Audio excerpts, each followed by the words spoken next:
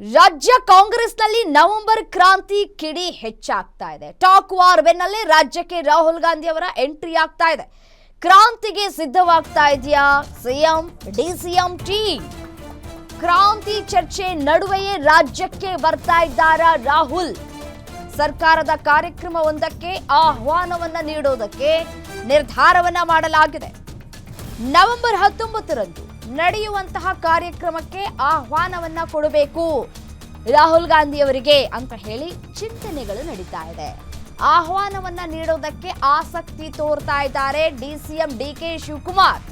ರಾಹುಲ್ ರಾಜ್ಯ ಭೇಟಿ ಸಂದರ್ಭದಲ್ಲೇ ಮಹತ್ವದ ಬೆಳವಣಿಗೆ ಆಗುವಂತಹ ಸಾಧ್ಯತೆಗಳು ಇದೆ. ರಾಹುಲ್ ಆಹ್ವಾನದ ಹಿಂದೆ ದಾಳ ಪ್ರತಿದಾಳಗಳು ನಡೆದಿದ್ಯಾ ಅನ್ನುವಂತಹ ಪ್ರಶ್ನೆಗಳು ಕಾಡ್ತಾ ಇದೆ. ತಮ್ಮದೇ ಚದುರಂಗದಾಟದ ಚೆಕ್ಮೇಟ್ಗೆ ಸಿದ್ಧವಾದ್ರ ಸಿಎಂ ಡಿಸಿಎಂ. ಹಾಗಾದ್ರೆ CM Siddaramaiah DCM DK Shivakumar ಅವರ ಪ್ಲಾನ್ ಏನು? ಡಿಸಿಎಂ ಡಿಕೆ ಶಿವಕುಮಾರ್ ಅವರು ಯಾವ ರೀತಿಯಾದಂತಹ ತಯಾರಿ ಮಾಡ್ಕೊಂಡಿದ್ದಾರೆ? ಏನ್ ತಯಾರಿ ಮಾಡ್ಕೊಂಡಿದ್ದಾರೆ? ನವೆಂಬರ್ ತಿಂಗಳ ಅಂತ್ಯಕ್ಕೆ ಉನ್ನತ ಸ್ಥಾನ ಪಡೆಯುವಂತಹ ಲೆಕ್ಕಾಚಾರವನ್ನ ಹಾಕ್ತಾ ಇದ್ದಾರಾ ಅಂತ ಹೇಳಿ ಎಸ್ಎನು ಇದೇ ವಿಚಾರಕ್ಕೆ ಸಂಬಂಧಪಟ್ಟಂತೆ ಮತ್ತಷ್ಟು ಡೀಟೇಲ್ಸ್ ಕೊಡ್ತಾ ಹೋಗ್ತಾರೆ ಸ್ಪೆಷಲ್ ಕರೆಸ್ಪಾಂಡೆಂಟ್ ವೀರೇಶ್ ದಾನಿ ನೇರ ಸಂಪರ್ಕದಲ್ಲಿ ಜಾಯಿನ್ ಆಗಿದ್ದಾರೆ. ವೀರೇಶ್, ರಾಜ್ಯದಲ್ಲಿ ಕುರ್ಚಿ ವಿಚಾರಕ್ಕೆ ಸಂಬಂಧಪಟ್ಟಂತೆ ಸಾಕಷ್ಟು ಚರ್ಚೆಗಳಾಗ್ತಾ ಇದೆ. ಹಲವಾರು ನಾಯಕರುಗಳ ಹೆಸರುಗಳು ಕೂಡ ಮುನ್ನೆಲೆಗೆ ಬರ್ತಾ ಇದೆ. ಈಗ ರಾಜ್ಯಕ್ಕೆ ರಾಹುಲ್ ಗಾಂಧಿ ಅವರ ಆಗಮನ ಆಗ್ತಾ ಇದೆ ನವೆಂಬರ್ಗೆ. ಸೊ ಈ ಸಂದರ್ಭದಲ್ಲಿ ಇಬ್ಬರೂ ನಾಯಕರು ಯಾವ ರೀತಿಯಾದಂತಹ ದಾಳವನ್ನ ಉರುಳಿಸೋದಕ್ಕೆ ಸಿದ್ಧತೆಯನ್ನ ನಡೆಸ್ಕೊಂಡಿದ್ದಾರೆ ಅಂತ ಹೇಳಿ.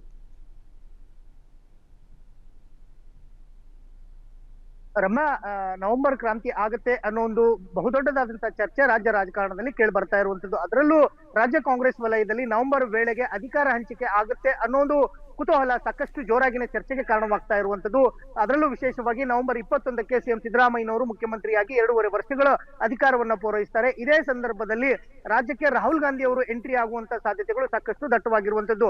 ಸರ್ಕಾರಿ ಕಾರ್ಯಕ್ರಮ ಒಂದರಕ್ಕೆ ಅಂದ್ರೆ ವಿಶೇಷವಾಗಿ ರಾಜ್ಯದ ಅಂಗನವಾಡಿಗಳಿಗೆ 50 ವರ್ಷಗಳು ಆಗ್ತಾ ಇದೆ ಅಂಗನವಾಡಿಗಳ ಸ್ಥಾಪನೆಯಾಗಿ. ಹೀಗಾಗಿ ಆ ಕಾರ್ಯಕ್ರಮವನ್ನ ಬೃಹತ್ ಮಟ್ಟದಲ್ಲಿ ಮಾಡಬೇಕು ಅನ್ನೋದು ಡಿಸಿಎಂ ಡಿಕೆ ಶಿವಕುಮಾರ್ ಅವರ ಆಸೆ ಆಗಿರುವಂತದ್ದು. ಹೀಗಾಗಿ ಡಿಸಿಎಂ ಡಿಕೆ ಶಿವಕುಮಾರ್ ಅವರ ಟೀಮ್ ರಾಹುಲ್ ಗಾಂಧಿ ಅವರನ್ನ ರಾಜ್ಯಕ್ಕೆ ಕರೆತರುವಂತ ಪ್ರಯತ್ನಗಳನ್ನ ಒಂದ್ ಕಡೆ ಮಾಡ್ತಾ ಇರುವಂತದ್ದು.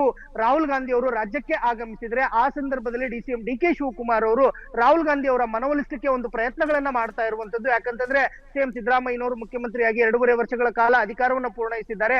ಮುಂದಿನ 2.5 ವರ್ಷದ ಅವಧಿಯನ್ನ ನನಗೆ ಬಿಟ್ಕೊಡಿ ಅನ್ನೋ ಒಂದು ಮನವಿಯನ್ನ ಡಿಸಿಎಂ ಡಿಕೆ ಶಿವಕುಮಾರ್ ಅವರು ರಾಹುಲ್ ಗಾಂಧಿ ಅವರ ಮುಂದೆ ಇಡ್ಲಿಕ್ಕೆ ಒಂದ್ ಕಡೆ ಪ್ರಯತ್ನವನ್ನ ಮಾಡ್ತಾ ಇರುವಂತದ್ದು.